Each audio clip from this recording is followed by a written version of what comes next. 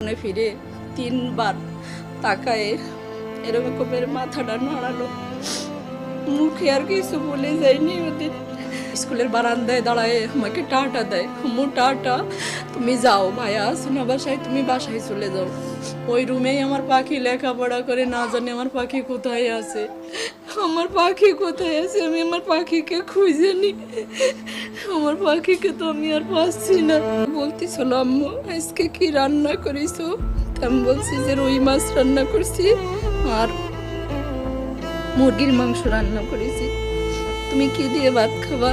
তা বলছে আজকে আমি রুই মাছ দিয়েই খাবো, মাংস আজকে আমি খাবো না আম্মু।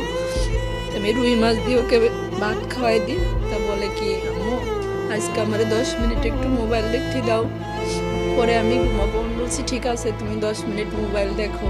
তো আমার ফোনটা নেয়নি, ওর আব্বুর 2টা ফোন, ওর আব্বুর একটা ফোন দেখতে অনেক পছন্দ করে।